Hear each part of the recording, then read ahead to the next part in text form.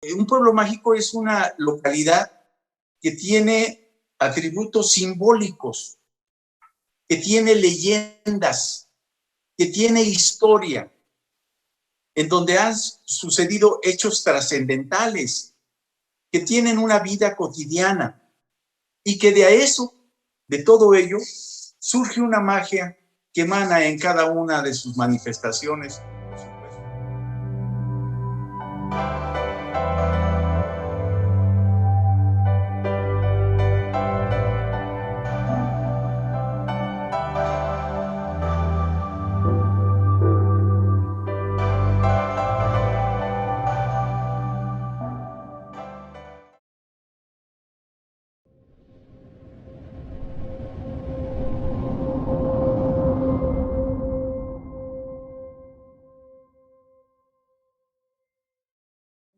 ¿Qué tal? Buenas noches.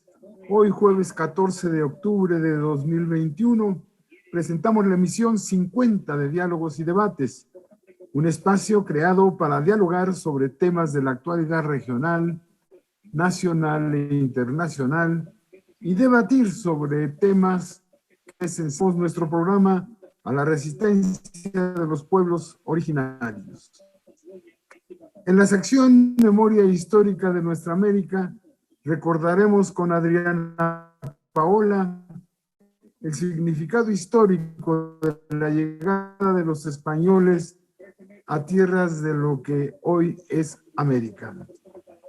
En la segunda sección, coyuntura. En la sección de Diálogos y Debates, dialogaremos acerca del tema 12 de octubre, invasión y genocidio o descubrimiento. En nuestra sección ¿Qué ver, qué escuchar, qué leer?, Ana Lluvia García nos invita a ver la serie de televisión Sobrevivir a la violencia del capitalismo, El juego del calamar. Cerramos nuestro programa con la sección Dialogando con la Cultura. Y en esta sección, Marco Antonio Moreno nos invita a conocer algunos de los pueblos mágicos de Puebla. 50 minutos y sin más, vamos con Adriana Paola para recordar que el 12 de octubre de 1492 se inició la resistencia de los pueblos originarios. Adriana Paola. Sí, es, Doc, muchas gracias y buenas noches a la audiencia.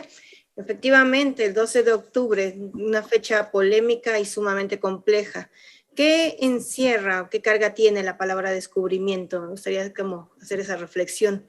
Resulta de origen una mentira, ¿verdad? Porque el descubrimiento no fue otra cosa, sino la lógica de enmascarar el saqueo, el robo, la violencia. Y bueno, el famoso descubrimiento es la historia de los descubridores o de los supuestos descubridores. Entonces, la empresa que iniciara con el famoso almirante Colón no empezó como una mera aventura. Sabemos que desde origen no era que fuera el gran aventurero, como nos lo han hecho creer desde la primaria, sino que era con una finalidad muy específica. Era precisamente encontrar ganancias que obtendrían ya sea de la India, que era lo que esperaban llegar, o a donde llegaron, ¿verdad? Entonces esa palabra de descubrir, que ha sido tan construida a través de la historia, no es otra cosa sino la forma de reemplazar la palabra destruir. Y si indagamos un poquito aquello que tal vez no está en los libros de texto, porque sabemos que la historia nos ha sido contada por los descubridores, por los autodenominados descubridores, y en esta lógica los libros de texto mismos y la narración de esa historia se ha vuelto la propaganda de esos ganadores, de esos promotores de la violencia y el despojo.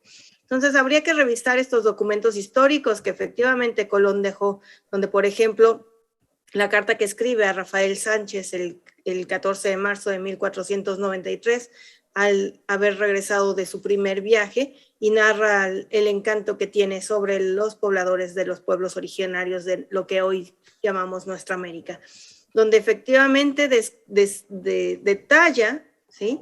Dice, tan pronto como vean que están a salvo y han dejado de un lado el miedo, son muy simples y honestos y tienen una actitud sumamente servil con todos. Ninguno de ellos te niega nada. Se puede poseer cuanto se les pide.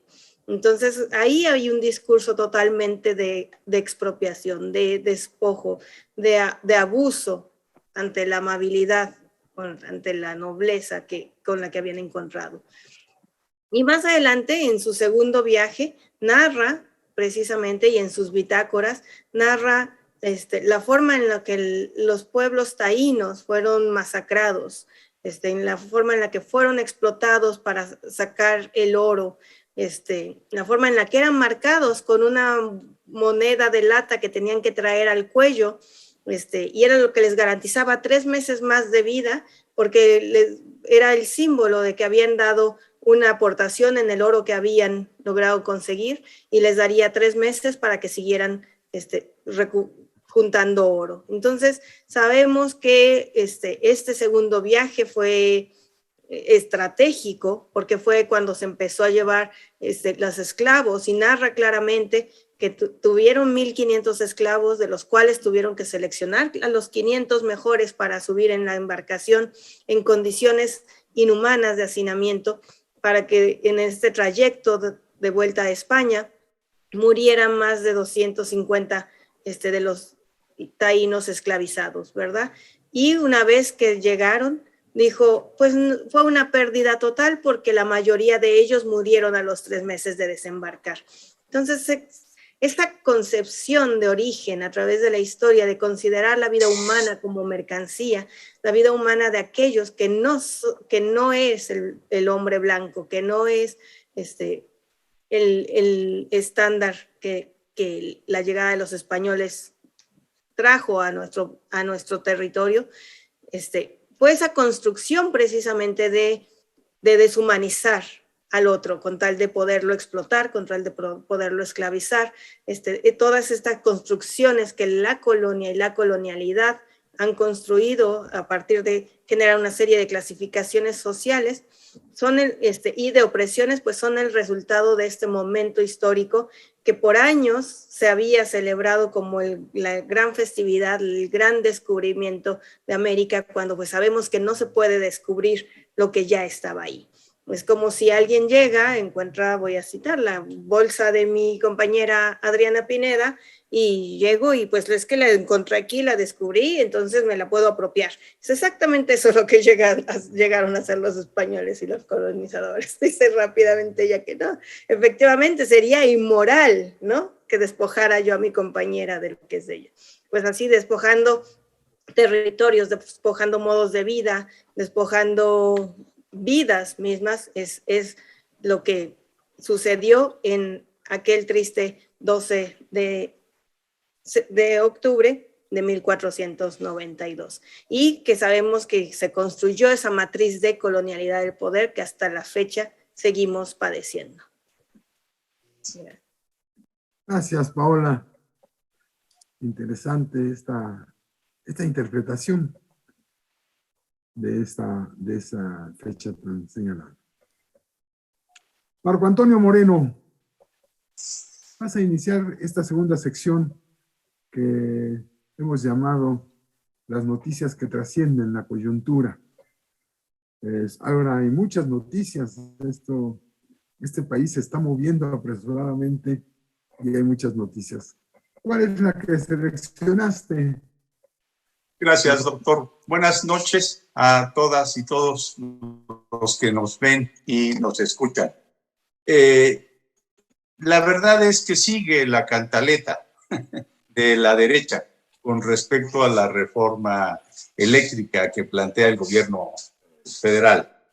Hay un descarado ataque permanentemente en todos los medios convencionales contra la iniciativa presidencial de reforma eléctrica, más el litio, esta cúpula empresarial y sus, podemos decir, sus jilgueros, mantienen su cuento apocalíptico de que dicen, todo será destructivo, pero si las cosas se quedan como están, entonces, dicen ellos, se asoma el paraíso.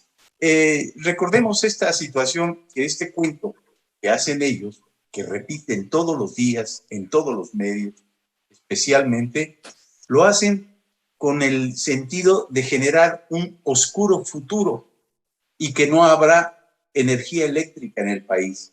Y que lo hacen sobre todo pues, porque los privados serán desplazados. Y entonces duro y dale con esta narrativa, pero ni de lejos ellos abordan los temas centrales, que son los contratos leoninos, lo ilegal del mercado eléctrico paralelo que los voraces, estos señores de siempre, desarrollaron para evadir pago por sus consumos, además de la defraudación fiscal y, en fin, una sangría muy grave para el Estado. Todo lo quieren gratis estos señores, como si verdaderamente ellos lo valieran. Esta es la nota. Gracias. Gracias, Marco. Sin duda ha despertado mucho debate la iniciativa y ahora, bueno, pues el problema está que nadie hace mayoría relativa en el Congreso como para aprobarla sin problema. Pero qué bueno, esto es parte del trabajo parlamentario, de un ejercicio que debe ser práctica cotidiana en los parlamentos. Gracias, Marco. Bien, vamos ahora con Adriana Pineda. Adriana Pineda, cuéntanos cuál es la noticia que has seleccionado. Sí, en días recientes ha causado mucho revuelo la sustitución de la estatua de Cristóbal Colón, que estaba en una de las glorietas de la Avenida Reforma de Ciudad de México. Fue retirada desde el año pasado y este año senadoras de Morena propusieron que en su lugar se instale un monumento a la mujer indígena y la antigua estatua de Colón será reubicada en algún parque. La primera propuesta para sustituir a Colón fue una escultura que representaba una cabeza femenina con rasgos refinados, hecha por un artista masculino. Esta a la postre fue desechada y ha quedado en firme por decisión de los integrantes del Comité de Monumentos y Obras Artísticas en Espacios Públicos de la Ciudad de México, que será una réplica de la Joven de Amajac, una escultura descubierta a principios de este año en Hidalgo, Amajac, Veracruz, catalogada como la primera escultura femenina en su tipo, encontrada en la Huasteca veracruzana en un sitio arqueológico hasta ahora desconocido, que de acuerdo a Lina puede datar del posclásico tardío, o sea, de 1540 a 1521, y la cual representa a una mujer de élite, a una gobernante, y es todo lo opuesto a Cristóbal Colón, hombre europeo colonizador. La jefa de gobierno, Claudia Sheinbaum, señala que este monumento reconoce la historia de clasismo, racismo y discriminación que han vivido las mujeres indígenas. Y este pequeño acto simbólico visibiliza los problemas y las necesidades del mundo femenino originario, o sea, lo pone en la mesa del debate y también todos los derechos que tienen, ¿no? Que se tiene derecho a la lengua, a la cultura, al territorio, y que urge además transitar de la discriminación hacia el reconocimiento de la diversidad del mundo indígena femenino, a nuestra autonomía y autodeterminación. Gracias, doctor. Gracias a ti, Adriana. Pues sí, la reinterpretación de la historia es también iconoclasta. ¿Cuántas cosas tendremos que corregir? El proceso lo irá dando, el proceso de profundización en esa reinterpretación lo irá dando. Víctor Hugo, te escuchamos. Un poquito más reciente en la revisión de mi noticia, no no me fui mucho a lo de la conquista o la invasión de América, que bueno, ya lo estamos tratando, pero quisiera hablarles hoy sobre la dinámica que están tomando los mercados financieros en Estados Unidos y en México a partir del anuncio de una política de la disminución de la compra de bonos del Tesoro Federal, lo que implica que la liquidez en Estados Unidos estaría disminuyendo, incrementando las tasas de interés. Esto lo están haciendo para controlar la inflación, y este incremento en las tasas de interés podría tener, o seguramente va a tener alguna repercusión en la disminución de la actividad económica, no para un futuro muy cercano, sino para un mediano plazo. Estamos hablando de, no sé, 8 meses, 9 meses o tal vez un año, o eso es lo que pronostican los especialistas. Y bueno, ya ha habido algunas voces de especialistas en finanzas que señalan que esto podría afectar al crecimiento en la economía mexicana. Aquí pues valdría la pena mencionar que si bien sí puede impactar a la economía mexicana de forma negativa, pero también el hecho de que la actividad económica en México en estos momentos principalmente es debido a un dinamismo extraordinario en la producción interna y destinada hacia el consumo interno, no tanto hacia las exportaciones. Me refiero a los proyectos estratégicos y el fomento al consumo en México, pues podrían suavizar los impactos que este tipo de acciones del Banco Central en Estados Unidos pudieran afectar a nuestro país. Quiero resaltar esa nota para esta semana porque creo que sí va a repercutir en varios meses. Bueno, pues finalmente la política social está no solamente en este momento dando buenos resultados, sino que a futuro también se espera que haya mejores resultados de los que ha habido hasta ahora. Y parece que ya andamos con un pronóstico de crecimiento del 7%, incluso se ha llegado a decir. Bueno, pues para bien del mercado interno, porque el mercado interno está compuesto por pequeños, y eso es alentador. Adriana Paola, tu noticia, por favor. Claro que sí, Doc. Y bueno, la crisis climática y obviamente la violencia, el despojo y demás que se vive en muchos países de nuestra América siguen siendo la principal causa de las movilizaciones humanas, del tránsito migratorio. Y en esta ocasión, 126 migrantes fueron encontrados abandonados en un contenedor de un tráiler en Guatemala. La policía de Guatemala fue quien pudo identificar, y eso gracias a que personas del lugar, de la localidad, entre la localidad de Nueva Concepción y Cocales, dicen que escucharon los gritos, escucharon sonidos dentro del tráiler abandonado y alertaron a las autoridades, y bueno, fueron quienes fueron a descubrir a 126 migrantes que estaban siendo trasladados, 100 de los cuales eran de origen haitiano, y que, bueno, emprendiendo esta travesía desde sus países de origen con la esperanza, con la desesperanza de llegar al vecino país del norte en su tránsito migratorio. Y nuevamente son condiciones inhumanas, ¿verdad?, en las que se suscitan los procesos migratorios y que siempre quedan al riesgo de poner precisamente su vida en condiciones de extrema vulnerabilidad y riesgo. Pero igual son las condiciones de vulnerabilidad que están viviendo en sus países de origen, por los que se ven obligados a partir y a emigrar en búsqueda de otras opciones.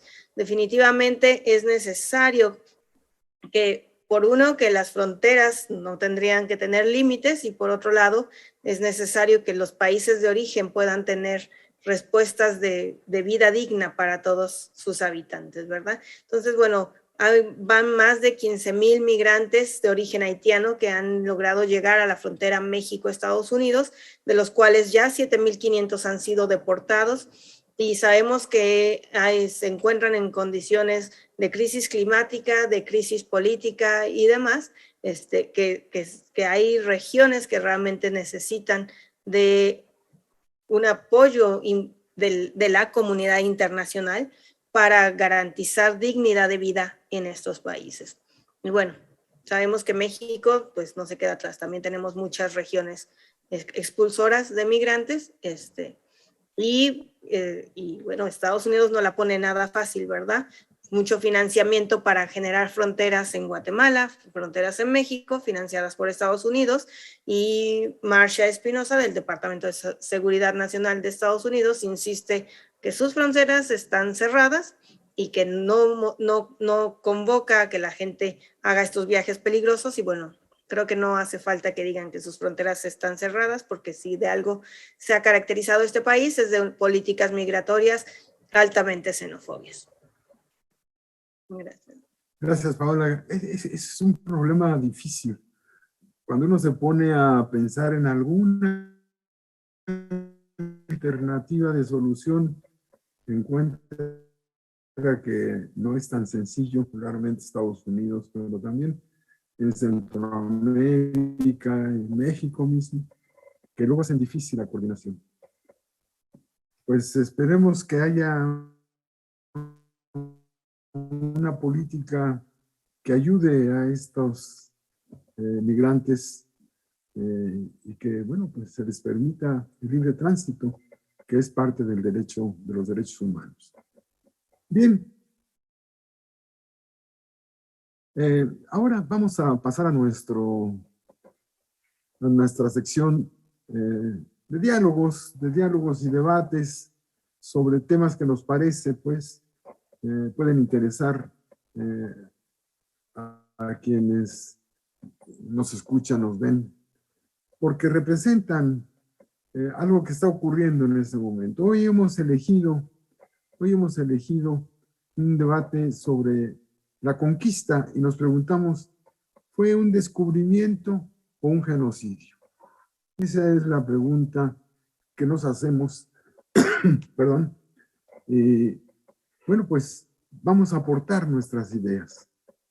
Con la arrogancia de los conquistadores, Santiago Abascal, dirigente del partido Vox, afirmó que la llegada de los españoles a estas tierras fue un acto evangelizador para llevar una cultura superior a las culturas originarias existentes en las tierras de las que se apropiaron por su derecho que les dio llamar descubrimiento a la invasión. Abascal sustentaba su dicho en calumnias y mentiras que hacían alarmante lo que se suponía era las culturas de América, de lo que era nuestro continente. Dice Abascal que se practicaba la antropofagia, la esclavitud, los sacrificios humanos, y llegó a afirmar que había hasta 70,000 muertos en una noche para permitir visitas de carácter privado. Sin duda, business are business. De carácter turístico. Para la clase dominante española y su monarquía, Hernán Cortés es un héroe, pues con su guerra de conquista que avasalló las culturas de los pueblos originarios hasta casi su extinción, contribuyó a la grandeza de España, dice Abascal. El genocidio fue cometido para imponer una cultura distinta a la prevaleciente en los pueblos originarios. En todo caso, la conquista española fue un triunfo del más fuerte para sojuzgar al débil y explotarlo. La conquista no fue una hazaña evangelizadora. El fin del conquistador fue enriquecerse a costa de la explotación de las masas indígenas. Pero veamos qué opinan de esta situación nuestros panelistas. Empezamos con Adriana Pineda, por favor. Sí, doctor. Pues es un tema que justamente ha puesto a debate desde ya hace tiempo, desde, como decía mi tocaya, al inicio del programa, con la carta que le mandó el presidente López Obrador a Pedro Sánchez respecto a las disculpas, y yo creo que en ese sentido habemos muchos mexicanos que no queremos celebrar la hispanidad, porque esto que hemos vivido, que en lo que estamos viviendo, porque todavía hay consecuencias graves de ese avasallamiento a nuestra cultura y territorio, no es feliz, no ha sido para nada un encuentro feliz en el que amistosamente decidimos creer en un solo Dios o en un mismo Dios, ¿no? Sino por el contrario, más bien lo que queremos no es celebrar, sino queremos revisar lo que nos está pasando, nuestra propia violencia, el racismo, los racistas que somos, la falta de empatía que podemos tener y sobre todo el dolor que sentimos y que se siente todavía entre los mexicanos. Porque esto de la hispanidad es una mirada despectiva a los pueblos originarios de este continente. Y la colonialidad, ¿no?, por un lado, ha segregado y despreciado lo popular, lo moreno, o sea, la piel oscura, y ha elevado a grados superiores lo blanco, lo burgués, y en este sentido es que estamos viviendo, es que seguimos viviendo, por eso no es una celebración feliz, sino más bien evidencian con estos discursos, como usted lo mencionaba, doctor de Abascal, de Vox, cómo tienen todavía esta mirada de superioridad y esta mirada despectiva hacia lo que había aquí en nuestros territorios. Creo que se tiene que cambiar de raíz lo que nos han enseñado en la escuela de niños y que a lo mejor sigue vigente en muchas escuelas y que ya debemos de cortar de raíz, ¿no? Que no es un feliz encuentro, sino somos consecuencias, sí, tampoco queremos decir que aquí no haya habido problemas, que no haya habido, que hasta haya sido un paraíso. Las sociedades que aquí vivían tenían sus propios conflictos, desde luego, pero esta necesidad o esta vocación de explotación pues sigue aquí teniendo consecuencias graves. Gracias, doctor. Gracias, Adriana. En efecto, celebrar la hispanidad oculta a los pueblos originarios. Es lo mismo que ocurre con América Latina. Es decir, se le pone un nombre europeo y se menosprecia que aquí la mayoría de la población, cuando se le pone el nombre de latino, es originaria. Eran mayoría los indígenas y los europeos, como dominadores, como conquistadores, imponen un nombre que no expresa la realidad de nuestro continente, de nuestra América. Víctor Hugo, ¿cuál es tu opinión al respecto? Pues creo que vamos más o menos en el mismo sentido, todos por ahora. Pero quisiera recalcar o resaltar la parte de que cuando llegaron los invasores, además de traer una serie de enfermedades que no se conocían aquí en este continente, iniciaron una escalada de violencia, efectivamente, como dice el líder de Vox, En México sí llegó a haber noches con más de 70,000 muertos, pero fue cuando ellos llegaron, fue cuando invadieron e iniciaron las guerras. En Tenochtitlán se registra que llegaron a haber más de, o por lo menos 90, 100,000 muertos durante el tiempo que duró el sitio a la gran ciudad.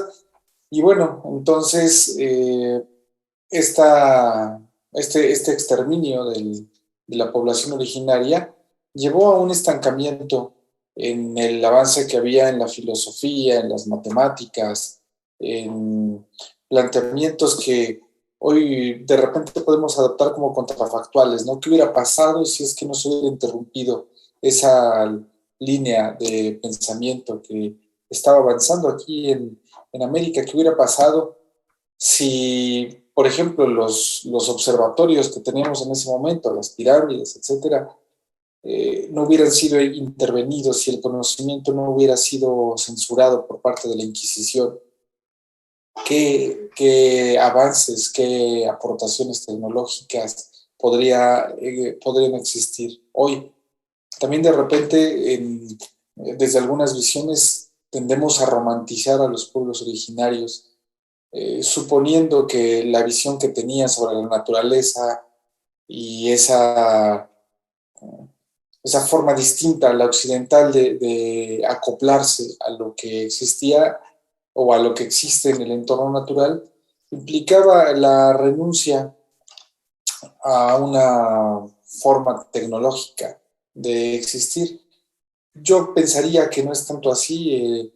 En realidad, los pueblos originarios pues tenían algunos avances o algunas aplicaciones de la técnica que implicaban un manejo un tanto más avanzado en algunas situaciones, en algunos contextos, que el que había en Europa. Y también esto les trajo problemas. En el caso, por ejemplo, de la civilización maya en el sur-sureste de México, hay hipótesis que dicen que estos pueblos no pudieron sobrevivir por la tala inmoderada de la selva, por una forma no del todo sustentable de vivir en ese ecosistema. Y pues además la romantización que hoy ejercemos de los pueblos originarios está relacionada con que la evolución, el desarrollo tecnológico, ideológico se quedó estancado y poco ha seguido su propia vertiente desde esos pueblos. Entonces, seguirá siendo siempre un contrafactual, pero hay dos cosas, insisto, que resalto. Una, que eso representó un estancamiento de ciudades, por ejemplo, como Cholula, hasta apenas en estas fechas, están llegando a tener la misma cantidad de habitantes que tuvieron antes de la invasión. Y por otra parte, pues también que desde el punto de vista de muchos de nosotros, en algún momento tendemos a romantizar a los pueblos originarios cuando, bueno, había también algunas actitudes que ejercían poder.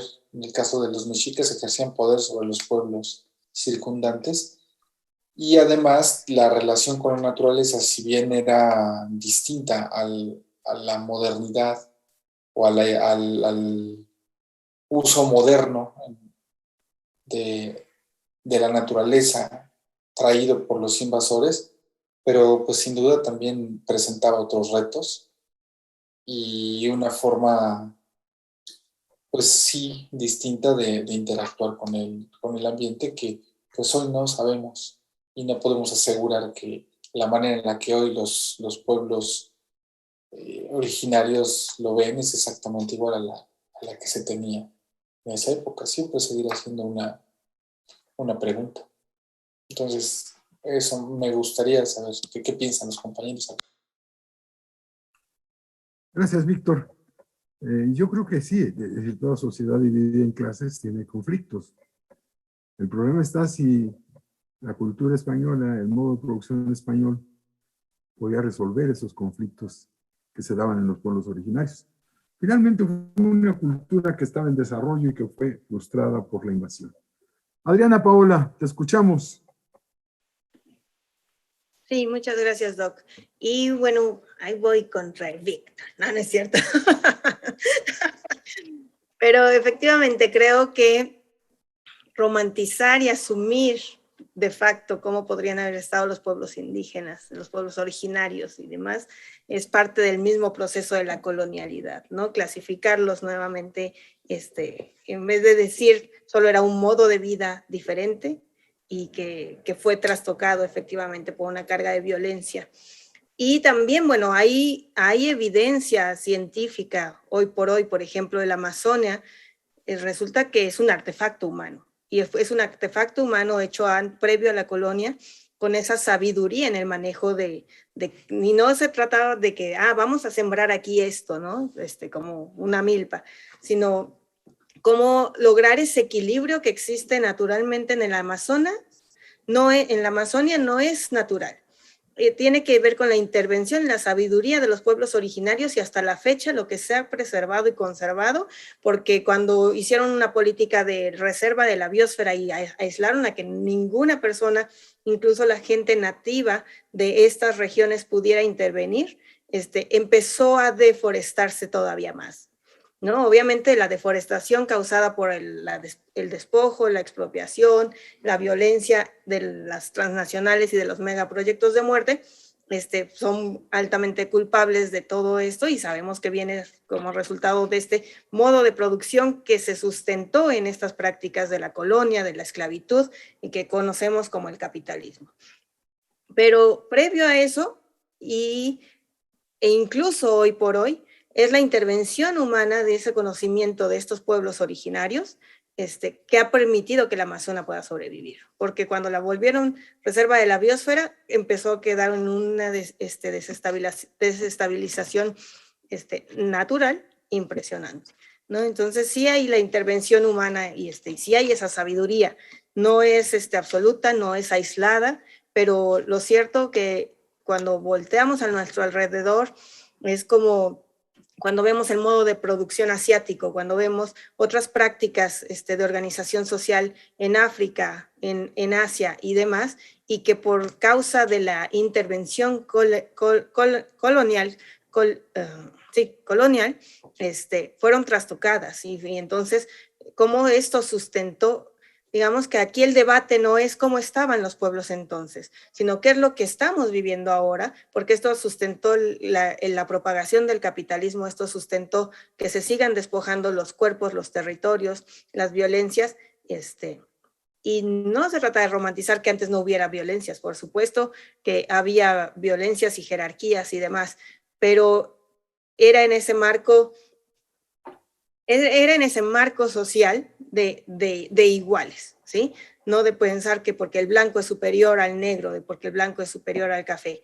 Entonces, esta lógica que construye la colonia, que construye la colonialidad es lo que está en juego aquí, porque no es solamente ese momento histórico que estuviéramos llorando lo que pasó hace más de 500 años, sino las repercusiones que sigue teniendo y que sigue teniendo en la vida de todos nosotros, ¿no? Entonces creo que va más allá de idealizar los pueblos originarios. Por eso hay que comprenderlo como choque de dos modos de producción, uno más desarrollado, que es el español, y el otro menos desarrollado. Entonces, en los dos hay explotación, en los dos hay clases privilegiadas, en los dos hay un ejército. En fin, esto es parte de la historia de la humanidad. Marco Antonio, tu opinión. Gracias, doctor. Bueno, efectivamente es difícil establecer algo cuando decimos hace más de 500 años. Llegaron de otro lado a occidentalizar América. Como que de pronto toda esa cultura de violencia que traían en Europa se impregnó aquí. Mataron, vejaron, violaron, masacraron, explotaron. Y entonces, hoy en día, esa situación todavía se refleja en este tipo de señores ultrarreaccionarios como Abascal, el presidente del Vox, las declaraciones de José María Aznar, en donde todavía ven al poblador de América como el menos, el negro, como dice Adriana Paola, el feo, el bajo, el flaco.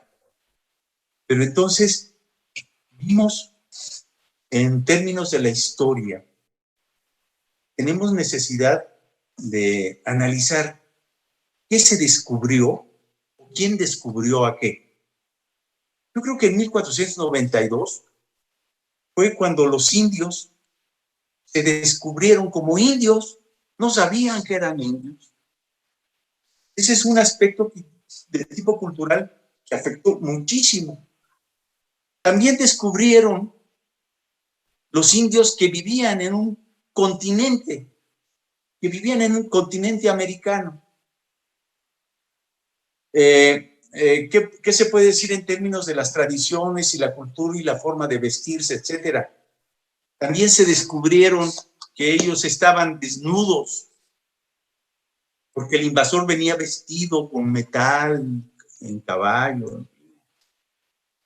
Ellos no sabían qué era el pecado, no sabían pecar, no sabían qué era el pecado, de pronto les impusieron una forma de cultura religiosa con respecto a qué es y qué no es el pecado.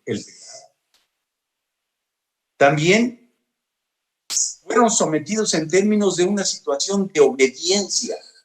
¿Pero obediencia a quién? ¿A un rey, a una reina de otro mundo? ¿Obediencia a un dios de otro cielo? Y que obviamente esos dioses habían inventado la culpa, el vestido, y habían, en fin, toda una cultura diferente. Pero además con otra. Llegaron y vasallaron. No se puede decir algo que tengamos que celebrar. Estoy de acuerdo, Adriana Pineda, no tenemos nada que celebrar. En todo caso, tenemos que realizar acciones efectivamente para descolonizarnos completamente y de la influencia española que mucho lastimó. Los pueblos originarios efectivamente son aún todavía sometidos por este colonial. Y necesitamos sacudir de esta situación y obviamente creo que se ha avanzado mucho en las últimas décadas para reivindicar el poder que tiene un pueblo, el pueblo que fue masacrado, el pueblo, el antiguo mexicano, que aún todavía lucha por garantizarse como tal, como un mexicano todavía. Eso es lo que yo quiero solamente señalar. Gracias, Marco. Bien, vamos ahora a nuestra sección que ver, que escuchar, que leer. Esta vez Ana Lluvia nos invita a ver una serie de televisión que impacta y nos hace reflexionar sobre cómo sobrevivir a la violencia del capitalismo, que tiene que ver mucho con lo que estábamos viendo, la violencia del capitalismo. El juego de calamar, del calamar. Te escuchamos, Ana Lluvia. Muchas gracias, Doc. Buenas tardes a todas y todos. Y bueno, yo el día de hoy traigo la invitación para ver una serie que se llama El Juego del Calamar, y es una serie que narra la historia de un grupo de personas en riesgo de exclusión que se arriesgan sus propias vidas en una misteriosa competición de supervivencia. Y está basado en juegos infantiles con un premio de 45.600 millones de wones. El Juego del Calamar dramatiza los horrores de la desigualdad y la explotación, de que el trabajo duro dará los frutos necesarios, siendo un eslogan común también en Corea, incluso cuando cada vez más jóvenes coreanos que siguieron el camino recto del altamente competitivo sistema educativo coreano se encuentran con el desempleo, el dominio del y el desempleo, la desigualdad, las injusticias, etcétera. Y bueno, me parece que esta serie también pone en tensión, cuestiona sobre estas nuevas formas que se implementan como formas de ser y estar en el mundo y como estos valores de un sistema capitalista que se muestra en la serie rapaz, muy violento. Y bueno, da que pensar, me parece que es una serie que también te posiciona políticamente respecto a lo que está sucediendo en Corea. Y bueno, les recomiendo verla, está en Netflix, así que son pocos capítulos, ¿no? Es la primera temporada, esperemos a ver el resultado de las siguientes temporadas, ver cómo va avanzando la historia y la trama de los jugadores. Gracias. Gracias, Ana Lluvia. Estaremos pendientes de lo que sigue de esta serie tan complicada, tan difícil incluso de ver por la violencia. Bien, cerramos nuestro programa con la sección de Dialogando con la Cultura, y en esta ocasión Marco Antonio Moreno nos invita a conocer algunos de los pueblos mágicos de Puebla. Marco Antonio, te escuchamos. Gracias, doctor. Bueno, pongámonos alegres. De veras, pongámonos alegres porque en Puebla tenemos 10 pueblos mágicos y esto es algo muy padre que es lo que nos sucede. Pero nosotros necesitamos saber qué es un pueblo mágico. ¿Por qué le ponen mágico? A ver, un pueblo mágico es una localidad que tiene atributos simbólicos, que tiene leyendas, que tiene historia, en donde han sucedido hechos trascendentales, que tienen una vida cotidiana y que de todo ello, surge una magia que emana en cada una de sus manifestaciones, por supuesto, manifestaciones socioculturales, que hoy en día nos da la oportunidad de disfrutar, ver, visitar, compartir en estos pueblos mágicos. Puebla tiene 10 pueblos mágicos hasta este momento. Vamos a empezar por los más cerquitas, ¿no? Por los que tenemos aquí a la mano y que podemos visitar nada más viajando unos cuantos minutos. Tenemos Atlisco, que le llaman la ciudad de las flores, en donde se pacta de tener uno de los mejores climas del mundo y que en su visita uno puede tener la belleza de la parroquia de Santa María de la Natividad, por ejemplo. También en el sentido de los murales danzantes del Atliscayotl. Uno recorre, creo que son 87 a ver este mural, que es uno de los más importantes y que forma parte del patrimonio cultural del Estado. La visita también al Cerro de San Miguel, ahí en Atlisco, con su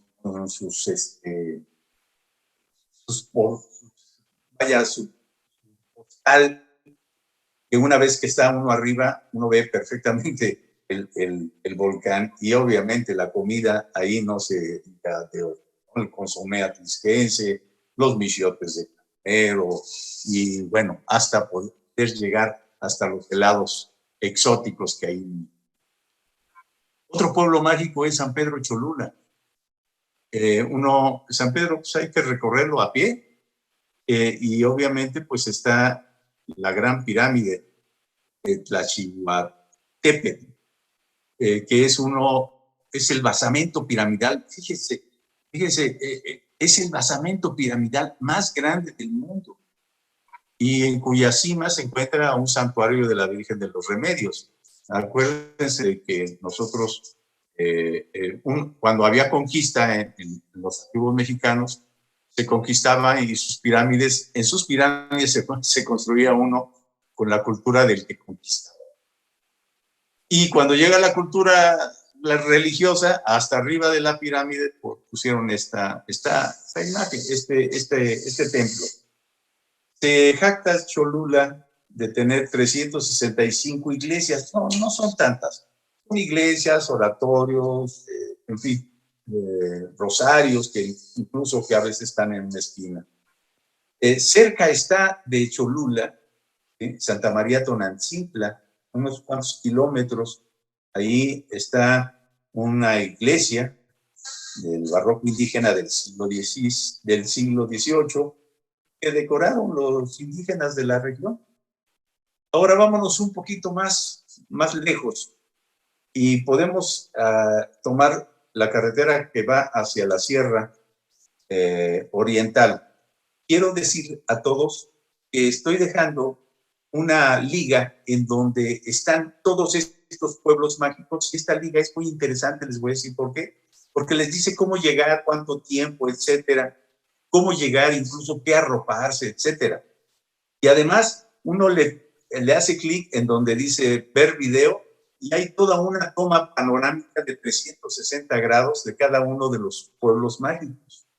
Y así, por ejemplo, podemos llegar a Tetela de Ocampo, un pueblo mágico, en donde existe ahí un museo de los Tres Juanes, una cosa bellísima, de veras. Y también está la Casa Museo Tlapalcayi. Los señores pobladores de ahí han hecho murales históricos y tienen unas comidas increíbles, las gorditas de alberjón. Miren nada más, tamales de milpa, con su cafecito de olla, tismole, café de res, etcétera. El chayotextle, la raíz del chayote, que la cuecen sabrosísimo. Y eso, hombre, pues eso invita a poder visitar Tetela de Ocampo. Por el mismo camino, llegamos a Chignahuapan. Chignahuapan le dicen el lugar de los 9 ojos de agua. Es un lugar tranquilo, pintoresco, ahí uno encuentra aguas termales, mucho misticismo y tradiciones. Está en Chignahuapan una iglesia que se llama la Basílica de la Inmaculada Concepción. Y dentro de ella hay la Virgen Concepción, Inmaculada Concepción, es una virgen de una altura de 14 metros, está tallada en cedro. Yo no sé cómo le hicieron para meterla, ¿sí? Pero es enorme y es impresionante. Chignahuapan hay que visitarla en estas épocas. ¿Por qué? Porque ahí las diferentes comunidades, las diferentes familias, manzanas, etcétera, son los mejores productores de esfera navideña del mundo. Hay que ir a comprar esas esferas, compañeros, antes de que nos ganen los gringos, por supuesto. En Chignahuapan se puede comer la barbacoa de hoyo, el chicharrón prensado, imagínense, unos escamoles, pollos, en fin, todo que es un estilo de cocina increíble. Yo les invito a que, obviamente, una manera de poder atraer turistas para visitar es también a través de la comida. Si seguimos por esa misma ruta, llegamos a Zacatlán, le llaman el famoso huerto de la sierra, y efectivamente es famosísimo. Pinos, el Museo de Relojes, por ejemplo, recordemos que en el jardín tienen un gran reloj ahí enorme, y que según esto hasta los italianos nos presumían de que ellos eran los únicos que tenían un reloj en un jardín. Y la verdad es que cuando los turistas mexicanos fueron allá y poblanos le dijeron, no es cierto, ustedes llegaron tarde, nosotros lo tuvimos antes y lo tenemos en Zacatlán. La Plaza de Armas es preciosa, y de Zacatlán también está la parroquia de San Pablo. Hay otro manjar. Ahí, por ejemplo, está el conejo con chiltepín, imagínenselo. Buen provecho. Seguimos esa ruta. Huauchinango es el lugar en donde se dice que está rodeado de árboles. pero Huauchinango tiene un santuario, le llaman el Santo Entierro. Es un convento del siglo XVI y es increíble porque ahí uno entra y efectivamente siente una atmósfera de calma y meditación. La Plaza de la Constitución de este lugar es increíble y por lo tanto también para la situación de la comida, pues está el pollo cacahuatado, huevo en salsa morita, mole serrano, adobo con hongos, los molotes, olvídense. Pasemos a Jicotepec. Es un lugar en donde hay producción de café, que incluso le llaman el lugar en donde está el tesoro con aroma de café. En Jicotepec tenemos ahí una estructura que es la Monumental Virgen de Guadalupe. Es un mural que tiene 23 metros de altura y está colocada en una como especie de pendiente de una... está ahí, uno puede visitar el sendero y mirador de la Cruz Celestial. Está también la famosa parroquia de San Juan Bautista. Ahí hay café y hay que comprar café. La cecina con enchiladas, los quesos, las chicantanas que le llaman ellos y los quelites. Algo que luego a veces nosotros decimos, ¿de veras todavía hay quelites? Sí, sí lo hay y los producen y los consumen y los preparan increíble. Hay otro lugar por ahí cerca, también pueblo mágico, que es Tlatlauquitepec. Es el cerro, le llaman el cerro que colorea o Jardín de la Sierra. Ahí tenemos un exconvento también en 1531 que se llama Santa María de la Asunción. Otro lugar que se puede visitar para poderlo recorrer a pie, que se llama el Cerro Cabezón. Se puede realizar actividades deportivas, en bicicleta, en fin. Hay otro lugar que se llama también el Rincón de los Recuerdos, en fin, la iglesia del Espíritu. Ahí están los tlayoyos de Alberjón, el mole ranchero, el cerdo, que va acompañado con verduras, es como si fuese un tamal enorme, y algo que a mí me impresionó mucho es el famoso platillo de almuerzo que se llaman los huevos escondidos. Es una tortilla que a la hora de que se inflama se meten unos huevos, se cierra la tortilla y se fríe y después la sirven con unas ensaladitas y no tiene nombre. En Pahuatlán, otro pueblo mágico. Allí está ese lugar, el lugar de los grandes aguacates o paguas. Existe la artesanía de corteza de árbol, que incluso es una artesanía desde la época prehispánica, que se utilizaba en las ceremonias a los dioses y después se lo ofrendaban a San Pablito Pahuatlán. Ahí existe un jardín botánico, que es el Jardín Botánico Santillán.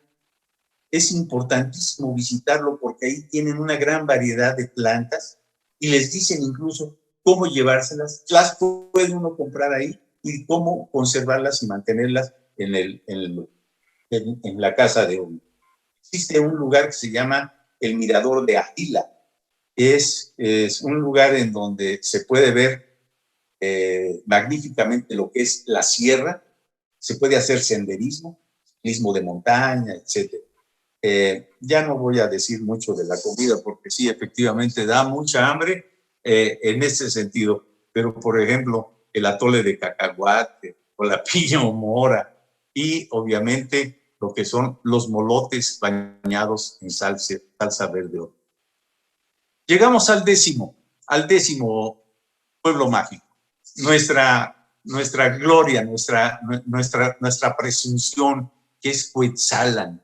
Es un pueblo, es el primer pueblo mágico que recibió el nombramiento en el año del 2002.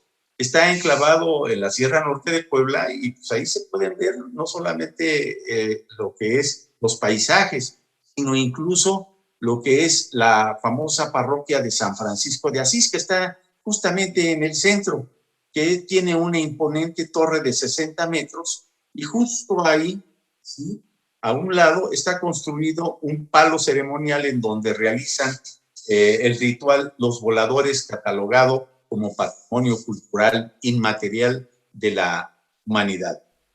Visitar Cuetzalan en un domingo no tiene nombre. Ese tianguis dominical que se hace en el Zócalo, en los escalones grandes, en donde todos los pobladores de las regiones llevan sus mercancías, sus frutas, sus tejidos. No. Ahí uno es puede uno disfrutar de lo que es los productos como es la vainilla, el café, el mamey, los textiles, en fin. Cerca de ahí de Cuetzalan hay otro lugar que es Yahualisha. Ahí hay que visitarlo. Están las cascadas. Y obviamente vamos a ver el famoso platillo cuetzalense, los servida con tlayoyos, frijoles de chocoyoli, pian ranchero que se cocina con chiltepín, chayote de tierra, ¿sí?, horneado con ajonjolí molido. Imaginen este platillo increíble. Estos son los pueblos mágicos que tenemos en Puebla. Tenemos la oportunidad ahora que va a haber un puente increíble del 18 al 21. Son 4 días.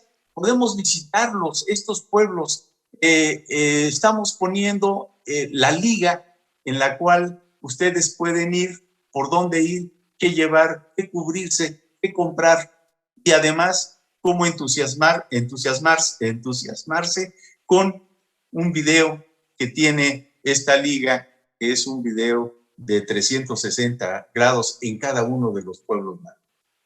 Visiten, hagamos turismo de lo que tenemos. Muchas gracias, doctor. Gracias, Marco, por ese detallada descripción de los pueblos mágicos y de la comida, turismo gastronómico le llaman. Gracias, Marco. Bueno, pues con esto concluimos nuestro programa número 50. Ya llegamos a medio centenar y aquí seguimos. Sí, es de aplaudirse el tesón con que hemos hecho este programa. Nos vemos la próxima semana para iniciar nuestra segunda parte de estos programas. Esperamos a la misma hora en el mismo canal de YouTube de la Jornada de Oriente. Gracias, espero que este programa les haya gustado.